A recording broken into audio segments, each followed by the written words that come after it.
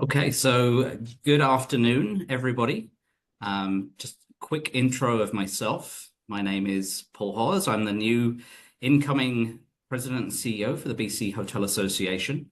Would like to welcome everybody. There is a poll that's being launched right now, so please take a moment to review that and respond to the poll. We'll allow for a minute or two for the attendees to filter in before we start. And then just to note that the results of the poll will be live as we go, and we'll go into the Q&A section as well.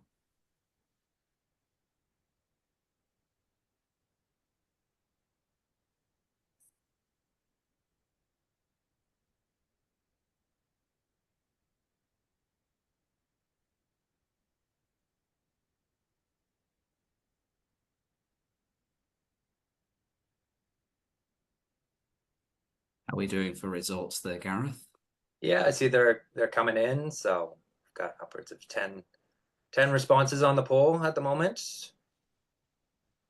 Let's get a few more in there. Yeah. Again, welcome everybody. You'll see the poll on the screen if you can look to fill that out as we go.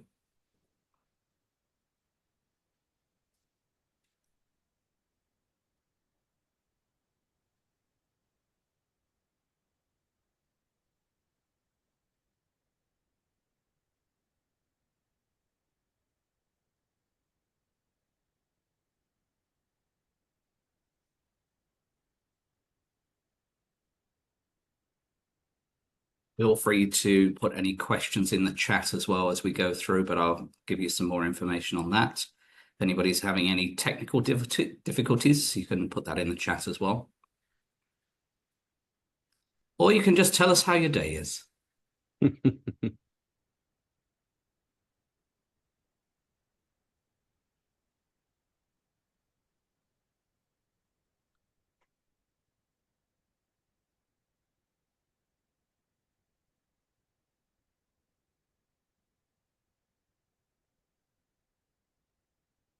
How's the response now, Gareth?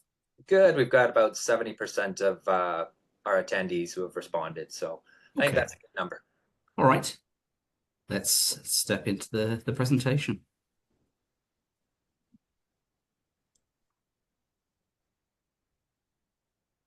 Okay, over to you then, Paul.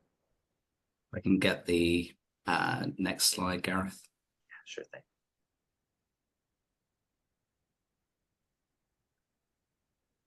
To support truth and reconciliation and our Indigenous communities, we'd like to acknowledge that this meeting is happening on the unceded traditional territories of the Musqueam, Squamish, and Tsleil-Waututh nations. I'm proud and honored to live, work, and play on the traditional territory of the Lekwungen-speaking peoples and the Songhees Nation in Victoria. We thank Indigenous peoples across the land for allowing us to live, work, and play on their traditional and ancestral territory.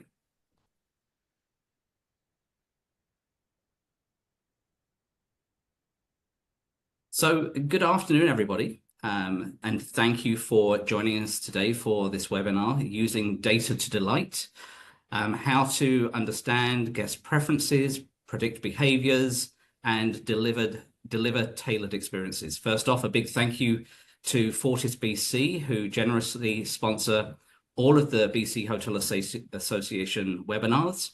And it's thanks to their support that we're able to keep these valuable insights flowing each and every month for the community. Before we dive in, though, have a couple of quick housekeeping notes. This webinar is being recorded, and we'll send out the recording to those of you that have attended. There'll be a few bonus resources as well. If you have a burning question, then, as I said, drop that into the Q&A box, and Scott will tackle those at the end. We've set some time towards the end for just that. Today, we're going to be going to help accommodators you get smart about data that you're already sitting on, whether that's in your PMS, through your spa, golf, or venue, event management systems. There's a gold mine of information there, and we want to make sure that you're tapping into that. We'll be covering how to leverage that data and drive more direct and repeat bookings into your property.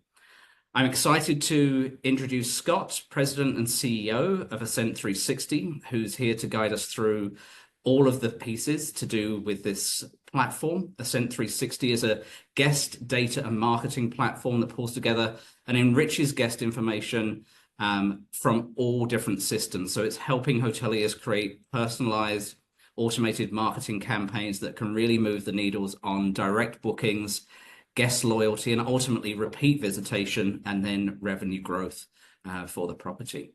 So I'll introduce Scott and hand it over to you. Yeah, well, thank you so much for having me. It's a pleasure to be here. Yeah, so a quick introduction about myself. As noted, I run a company called Ascent360, but I've lived in the data world for a really long time. Most of my career, we like to say that we were doing data before data was cool, and that has changed over time. When you say like, well, what does a guest database look like? It looks like anything you want it to be. It ultimately is, guest information, but that's connected to any sort of other piece of data that you can find. It might be web data, it might be PMS data, it might be spa data, or even email data. A couple quick notes about myself. I was at a company called Merkle, and Merkle is a company that was building custom marketing databases for the Fortune 500. So think of, Royal Caribbean and Disney and Dell. And it was at a time that these things were, immensely expensive. It was, bleeding edge technology. And we were doing things that were really, really quite special at the time. Over time, that's all become so much more straightforward using software and sort of modern techniques. So that's really when I went and started Ascent360 to build the same sort of software at a fraction of the cost, which is, again, what I'm doing today. So I'm just glad to be here and glad to dig in with everybody. Thanks, Scott. And we have some questions that I will fire out to you. We did a quick run through a week or so ago, and I said I might throw in some additional questions depending on how the conversation is going. But to start, what are some of the best practices for creating personalized offers that resonate with different guest demographics? Yeah, I think the best practice is to maybe start with the basics, and that is, you want to get your guests into a place, a sort of single source of truth, and you want to know things about them. And what are the sort of things that you can know about them? Well, you can know their core, their core sort of demographics, like where are they, right? Do you know their address? If you do, how far is that from the hotel? Can you know their past booking history? And that is, did they book through an OTA? Did they book direct? How many times have they stayed the night? What sort of rates did they pay?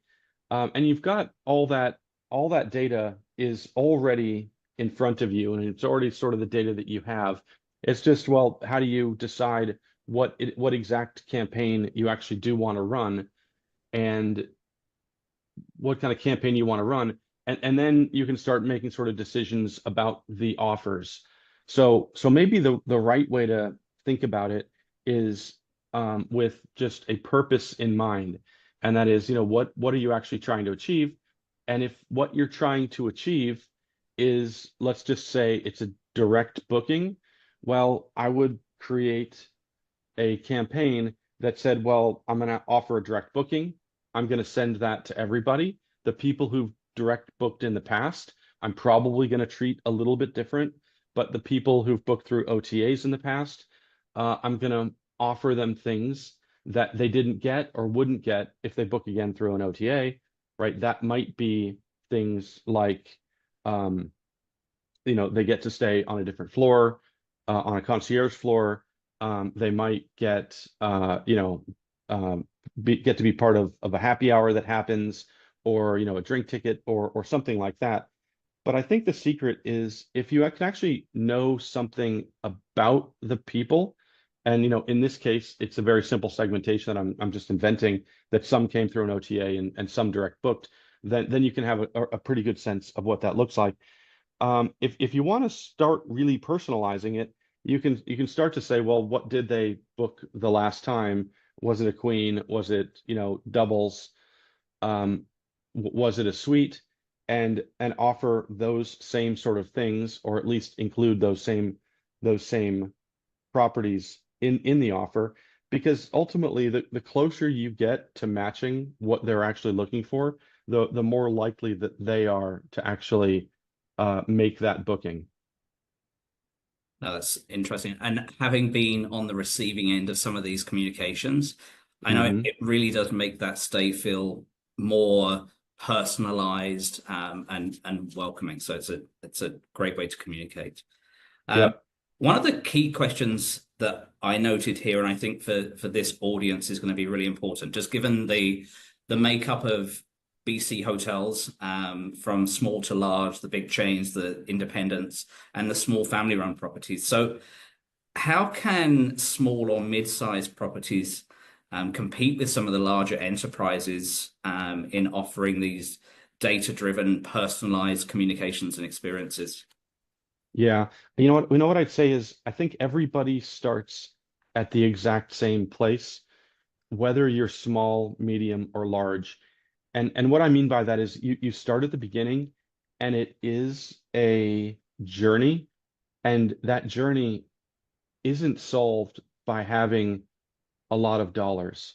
It is sort of a maturity. So let's just say a small or medium business wants to start this sort of personalized dynamic marketing and do a good job and impress their guests.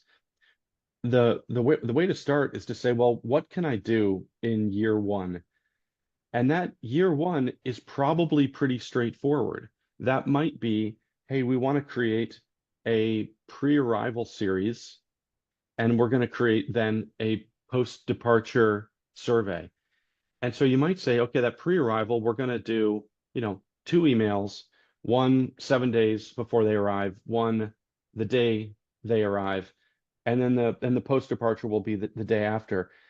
And this is already data that you have, and it's already the sort of email that most systems can handle, right? Even, almost every system out there can sort of handle a pre-arrival. You know when they're arriving.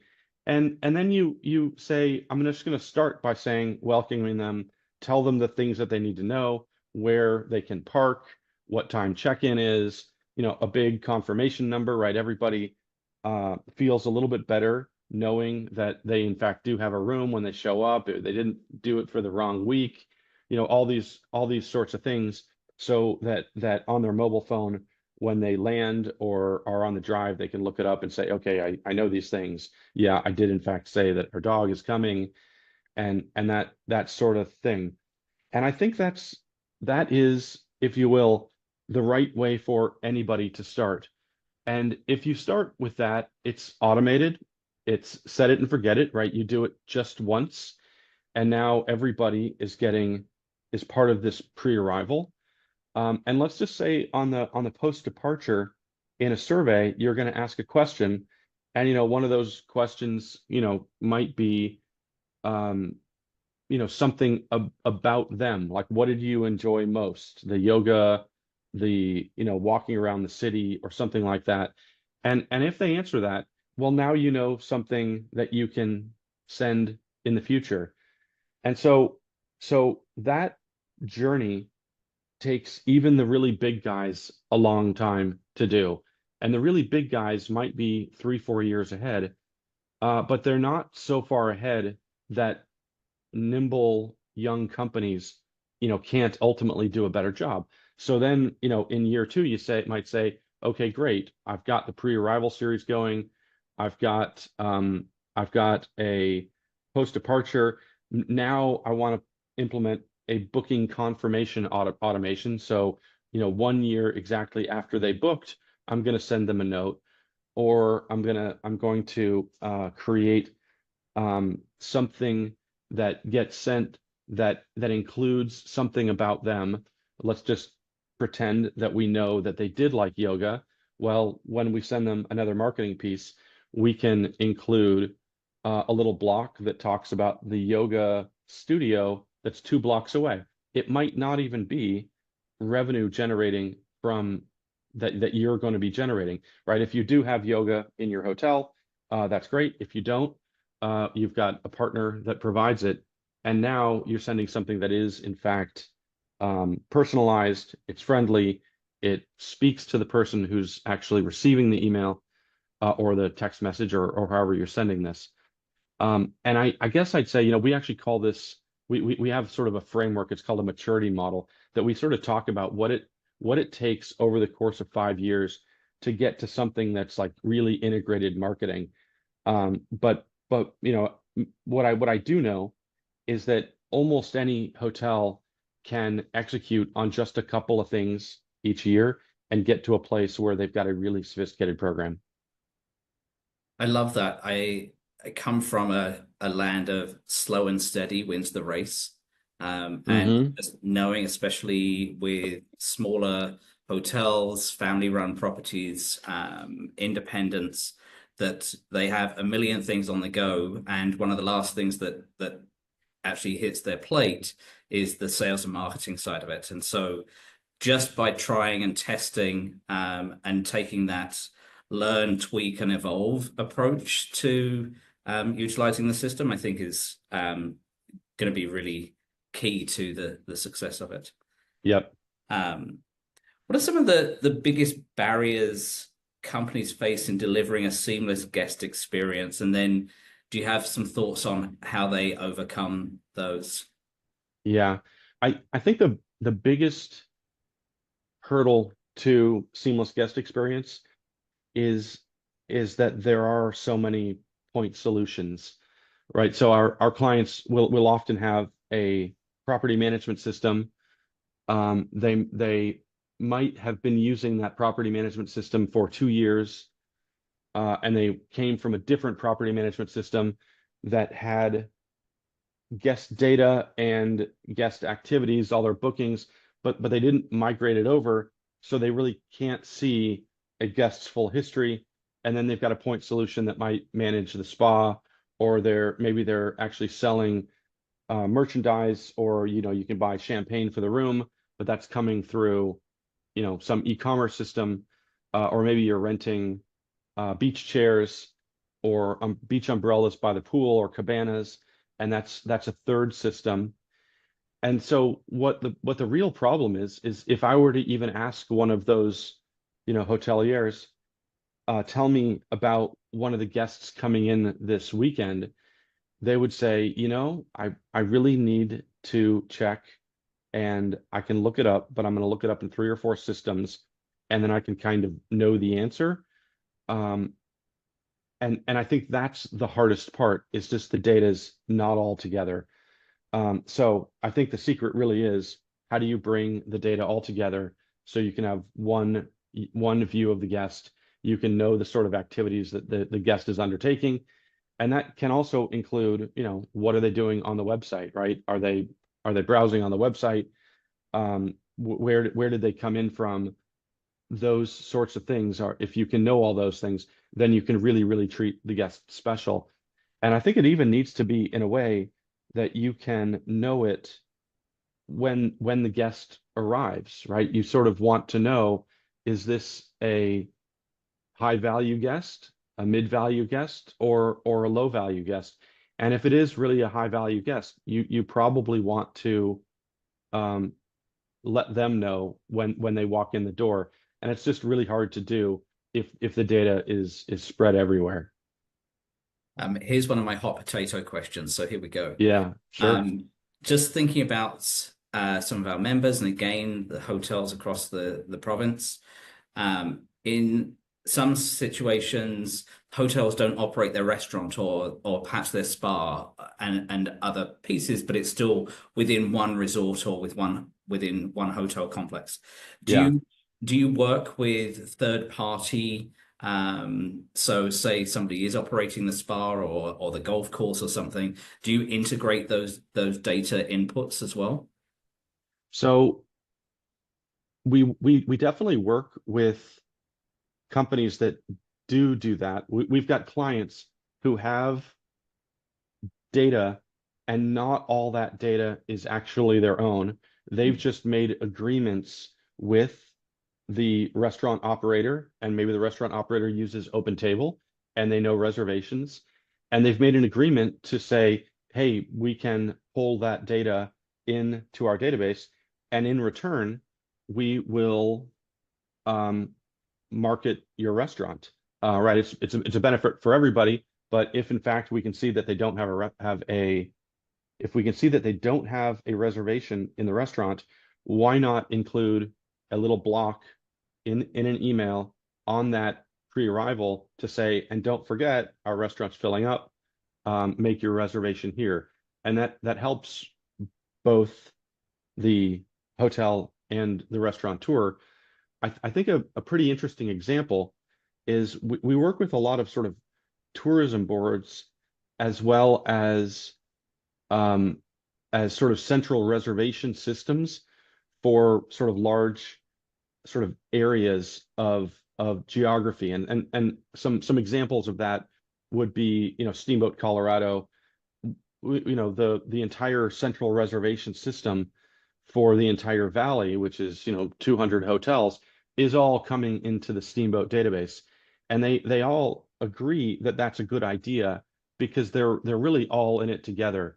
Right? The mountain definitely wants people to come to the mountain, buy a ticket, buy a season pass, and they'd probably prefer that they come to Steamboat's own hotel. But Steamboat doesn't have the hotel resources to house everybody, or even 2% of the people. So they all sort of agree that, hey, we can share this data. We need to treat it appropriately. And there's sort of benefits, sort of pro and con for all of that. I really think it's just about, good conversations and building good relationships with the people that you work with. Absolutely. That's helpful, because just knowing Yep. how some of our hotels do operate like that. Yep. Obviously, hot topic. So how can AI-driven results help hotels fine-tune the promotions and really dive into understanding what guests are needing, wanting before they've even arrived? Yeah. There's so much with regard to AI, and it is, if you will, evolving, but it's really substantive. So let's sort of talk about the different types of AI that's out there. And I think everybody's really familiar with some of the large language models, and that's ChatGPT and Grok, and some of the other large language models that you can sit and have a conversation with. And let's sort of put those to the side for a second. Those are really important. But in the question that we're talking about here is, well, how does AI help know a guest, make predictions about a guest, that sort of thing?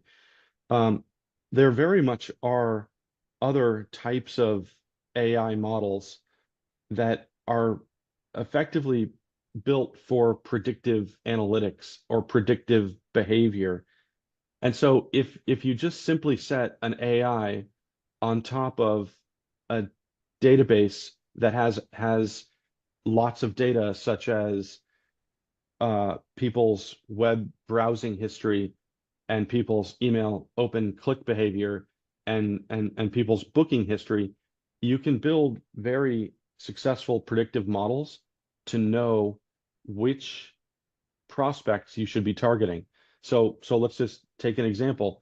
Let's just say in your database, you've got 10,000 people, but if in fact 40 of them have been clicking on your website, they opened your email, and they've been browsing around, and they live within 60 miles of the hotel, those would get crunched by some predictive analytics and give you a score, and effectively tell you that these are very hot prospects. If in fact some of these people are thinking about booking their wedding, like call them. It's call them right now. If it's rather just that they're thinking about a vacation, well, let's follow up with them. Let's make sure that they're sort of in our list of hot prospects. And the sort of, analytic models that you can think of are things like, next best customer, or you can also think about knowing what room they might book based on what they've been looking at, or you can know what other sort of activities they might be interested in. And so there you've got, predictive analytics. There's sort of another column, and that is just the pure personalization question. So if in fact you know that someone is 67 and likes fine food,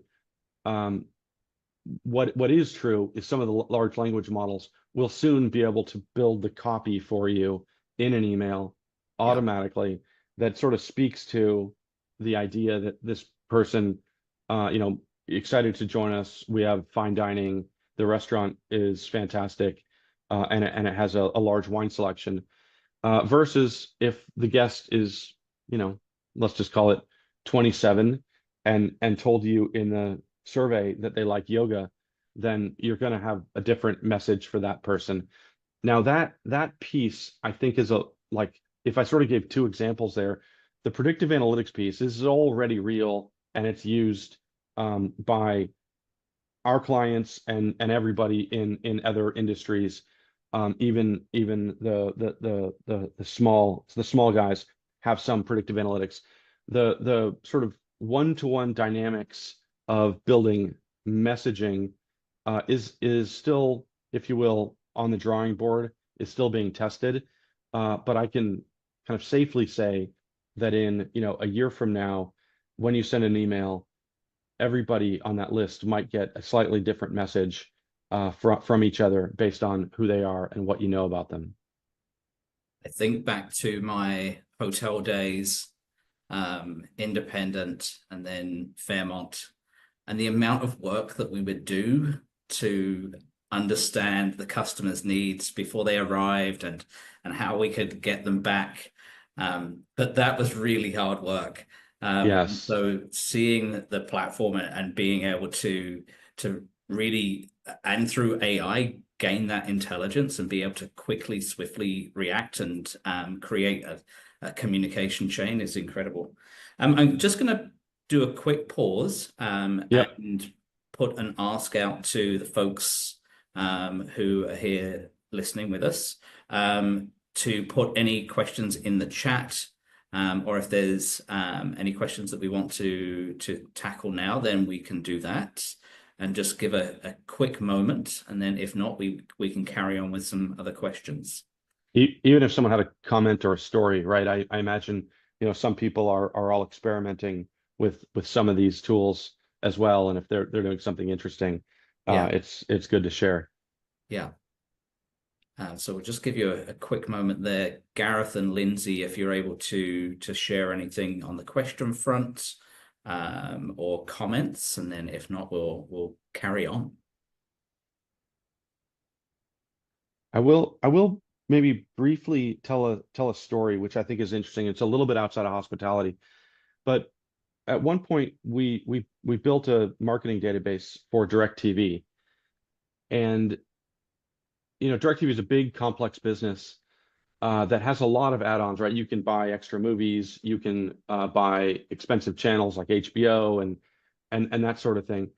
And we built sort of a predictive spend for DirecTV, and if anybody called customer service, that prediction showed up to them as either 0 stars, 1 star, 2 star, 3 star, 4 star, 5 stars. And if someone had 5 stars, the customer representative knew to do anything for them that they wanted. If the person calling in said, I got mad, I threw my DVR out the window and I need a new one, they would say, well, that's fine, sir, we'll mail you one. Because they just spent that much money on movies and channels and that sort of thing. And if someone spent no money was very, very low margin, maybe made a lot of calls into DirecTV customer support, they would actually suggest moving over to Dish, and they actually had a set of Dish coupon codes that they would give to the guest, hoping that they might leave. And I think you can apply that concept so well to hospitality, because when we look at guest value, there is that sort of 20% of guests who drive 80% of revenue. They stay longer, they stay in more expensive rooms, and they pay rack rate or higher than rack rate. And when you look at all the sum of that, it's fantastic. And then you look at other guests that only come through Priceline. They only do it when you get the sort of, last minute inventory. And at the end of the day, they're not really even profitable. They're only helping, just sort of cover fixed costs, if that's the right way to say it, but there's really not much revenue there. Great. We've got a question here from Connor. So what program or process do you use to rank customers? Yeah, I'll tell you, we've got some preferable ones and some out of the box ones, but there's a bunch out there. One of the ones that we use and we really like is RFM, which stands for recency, frequency, and monetary. And it's a score that you first rank all of your customers based on recency, which is how recently have they been to the hotel. And if they've been very recently, they'll get a 5, then a 4, 3, 2, 1. And it's just done mathematically. You take all of your guests, break them into quintiles, right, which is every 20%, and the most recent 20% get a 5, 4, 3, 2, 1. And in our system, this happens all just automatically. You do the same thing for frequency, which means how many nights have they stayed, and then monetary score, which is how much have they spent. And what you get is 125 perfectly sized, equally perfectly sized, equally sized groups of people, from a 555, meaning that they are high on recency, frequency, and monetary, to 111 down at the very bottom. And it's just a model that is simple, it's easy to understand, and everybody can do it because everybody has the data to do it, right? You don't need special data, and you don't need a PhD statistician to build it. So we certainly like that. We also like some other versions of that, which is, are they engaged on the web? Are they engaged in email? What actually is their expected lifetime spend? And that's sort of predicting what their past spend is and their spend behavior to know what they'll spend in the future. But ultimately, we find RFM to be one of the best. Yeah. Thanks for that. For me, I think about like that tangible piece, case studies. What property or client you have in the hotel sector would you say is kind of your shining star, and some of the key highlights of working with them, whether it's examples of growth in revenue or repeat visitation, those pieces, so that the folks that are listening can kind of see themselves using the model? Yeah, I've got a great one. It is, I won't say the name, but this client is actually Come on. All right. So I'll say it, and I think they'd be fine with it.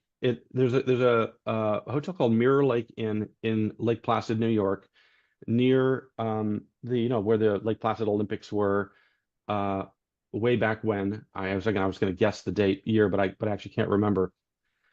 So they've been working with us for about 4 or 5 years, and in almost every metric, they've just simply gotten better and better and better.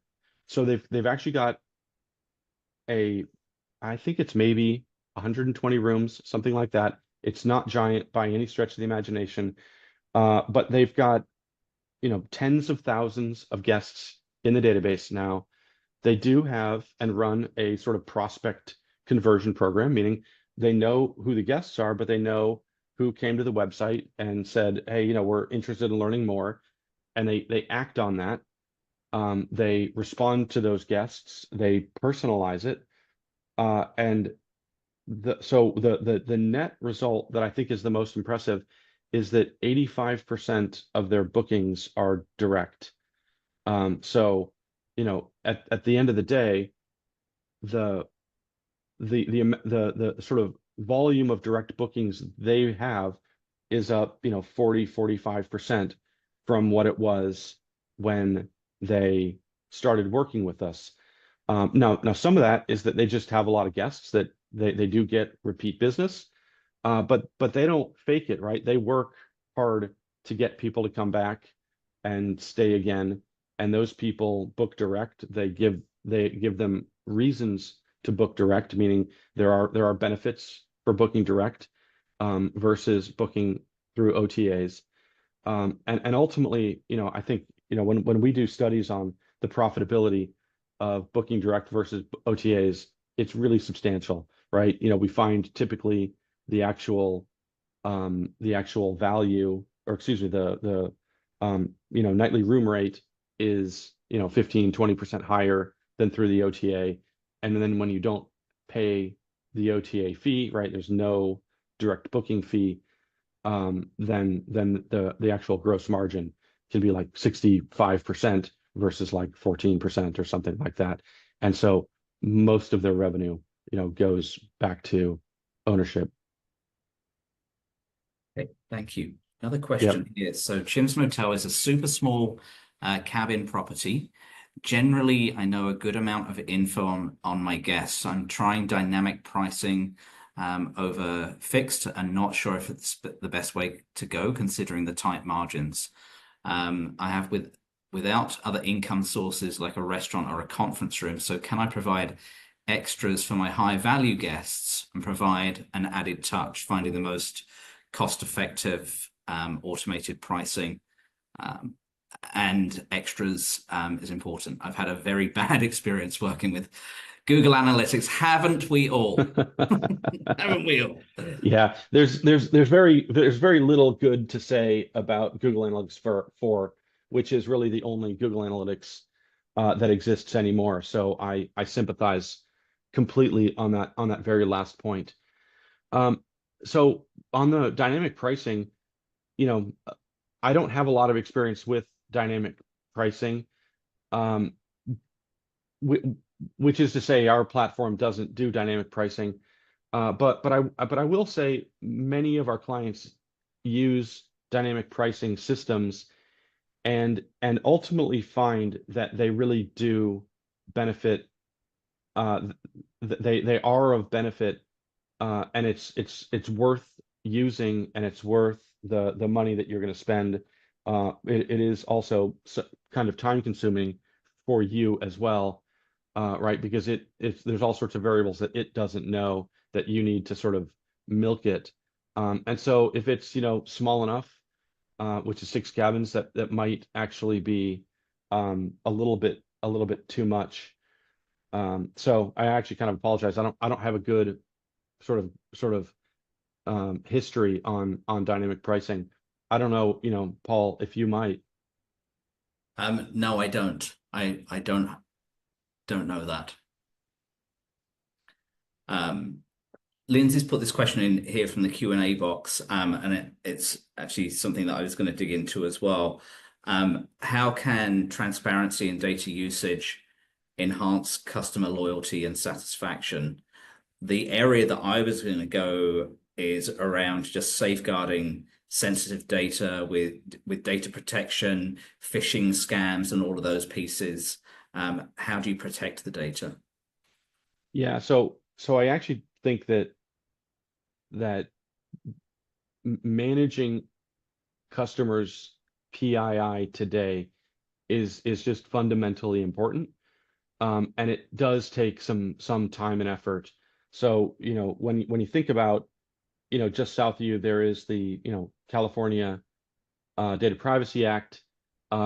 In BC, there is CASL, which is the Canadian anti-spam law, and they're kind of complex laws, both of them, that require some amount of I don't know, expertise, if is the right word, to manage successfully. And I think that the castle rule is one of the most important ones, right? You're not actually allowed in Canada to email your customer unless they've given you express written permission, or if they've done business with you in the last 24 months. And that last piece is a huge um, opportunity, because the former is actually very hard to get, right? Express written permission is, they've had to check a box. It can be digital, but they've had to check a box and say, yes, they want to talk to you. Just because they booked a room doesn't give you express written permission. But if they book a room, you actually do get 24 months of being allowed to communicate with that guest. But what you need to do is effectively count 24 months from the time that they booked a room. Yeah. And that's actually kind of tricky. So, once, 23 months has passed, you need to remember to say, okay, I'm unsubscribing this person once 24 months passes. And then, of course, if you are honoring the, California Privacy Act, which, you guys probably do, but you don't have to, I suppose, because you are in British Columbia. But there is a right to be forgotten there. And that does mean that if someone asks you to forget them, you actually need to forget them. And Yeah. you need to take care in doing that, because if you forget them too deeply and they call you and say, hey, I need a receipt, you're like, I don't have it anymore because I really forgot you. Um, uh, but you can't only semi forget them, right? You can't fake it. It's against that law. So Yeah. so you really need to sort of take care in that. I would say the larger question is, you should really use the data that you have with a lot of sort of honesty and care. Speak to people about what you think they want to be spoken about. If you are, providing people sort of personalized experiences that's not bordering onto the creepy, but it's just personalized, they will thank you and reward you for it, because everybody wants to be treated like a human, like a person, like an individual, and that really goes a long way. But of course, if they tell you no, like, you just gotta call it no, and it's done for good, and it's unfortunate, but they've sort of let you know that they don't want any of what you're offering from a marketing perspective. That's good. Um, Gareth has the poll insights that it's going to share here. So, are you familiar, or do you use a custom data platform? Familiar using, familiar not using, not familiar not using. So that's definitely the bigger group there. Yep. So that's thank you for listening today, and for being part of this, and hopefully it's provided some insight. What property management system are you currently using? Maestro. And then let me scroll down. Opera. Canadian. Good old Opera. Certainly what I used to use. Room Master, and then other. Others making up quite a big portion of that. So it might be interesting for a follow-up question that we ask, an open form on that one. Question 3, what is your biggest MarTech pain point? Lack of integration. Yep, no surprise there. Siloed, lack of visibility into reporting, and then multiple platforms for paid ads, SMS, email, direct email. Absolutely. Yeah. Yeah. Anything surprise you there, Scott? No, I don't think so. Like, my guess is when the start of that question 3 is, lack of integration with PMS. My guess is a lot of people chose to use, one of the big platforms like MailChimp or Constant Contact, and they're really nice platforms, but they don't provide integration into the PMS. And what that ultimately means is you are genuinely batch and blasting, right? You're not even sure if they are guests in the past or whether they've never been there. So it's actually very, very hard to personalize. You typically don't know where they're from, which all of that is challenging.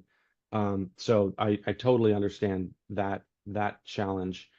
Yeah. I am interested in the 9 out of 17 that answered for none of the above in the PMS. My guess is there's just an absolute ton of little ones out there, and there could be a few in there, but my guess is some people might not even be using a PMS. We definitely run into clients who are simply doing it the old-fashioned way still, Yeah. and if you're small enough that works. But it is very hard then to start, getting your inventory out, widely across the world to, sell nationally or internationally. Yeah, great. So for next steps for folks to make that leap, to start automating or look at alternative systems, how can they best connect with you and the team, and what would the steps be? Yeah. So anybody can reach out to Ascent360. We'd love to talk with you. We'd happily just give advice and have a conversation. It doesn't need to be a sales conversation. Some people might not be in the right spot to get there, and they can reach out to me at sbuelter@ascent360.com or just info@ascent360.com. And of course, our website has all that information as well. And here we see marketing at ascent360.com as well. Ultimately, like moving forward with a platform like ours is pretty straightforward. It's like signing up for a MailChimp, only you get to integrate the PMS. It'll typically cost a little more, but the core idea is still the same. If you're a small hotel, we don't charge you much because you don't have that many guests. And if you're a large hotel, we're going to charge you more because you do have a lot of guests. And we effectively price that way. So it's pretty straightforward and good to use for both large and small. Great. I'll just put out one last call for questions. And Scott, if there's anything else you wanted to add before we wrap up, but we'll give a moment or so for any last questions. The thing that I would add, I would actually implore anyone listening who is sort of trying to build and grow a program is to take data collection very seriously. So, if people are booking through the OTA, do everything you can to get their email at check-in, and ensure them that the information will be protected and that you'll treat it the right way. But the more that you can start to build a data asset from your past guests, the more profitable any type of program like this is. And what I mean by that is if you've got a database with 5,000 people in it, let's just pretend that you can make X dollars from that asset. If you email them and say, hey, we have inventory midweek this week, you're going to earn some amount of money from 5,000. If you can grow that to 10,000, it's going to be 2x that. And if you can grow it to 20,000, it's going to be 4x that. The statistics really do work out that way. And so I would just implore everyone to, take it seriously. If I were buying a hotel, one of the ways I would value that hotel would be based on, its data assets. If it has in fact a large customer base and a large repeat customer base, it's worth more to me. So that's at least a thought. Yeah, that's great. Is this a question here? Question to consider asking as anonymous attendee. Hotels often struggle with identifying what or who is being missed. Who are or where are the hidden guest segments or groups of guests that I'm missing, and how do I find them? Relying just on my PMS data leaves me wondering what else I should be looking for. Yeah, so it's a great question. So I think there is this reality that if you're running a hotel, you might have some set of guests, and let's just pretend, some of those are, weekend visitors, and some of those are, people who come for weddings, and the other set is people who jaunt up from San Francisco or something like that. And I think that the question is, well, what actually am I missing? What what else could I be getting that I don't really know what that is? I think the way that I would start that is to survey your customers or profile your customers. If you take the customers you have and ask them, almost certainly some of those people are coming in ways that you don't know. I'll just give you a great example. My company's board meeting was in Tampa yesterday. All of us booked, which was 8 of us went to the board meeting. All of us booked the hotel separately, and I'm absolutely positive none of them have any idea that we were together. We just looked like 8 guests that were not together. We actually were a group. I don't think we qualified for group rates, and we didn't think of it anyways, because there was a couple people who came who actually lived there. So if we would get a survey and we would answer, we were there for a board meeting, all of a sudden you start uncovering things. So I think surveys are a great way to do that. And I think another really good thing to do is to do a customer profile. And that is, you can take your guests, you can run them for $500 or so through a third-party profiling system. Email us and we'll sort of direct you the right way.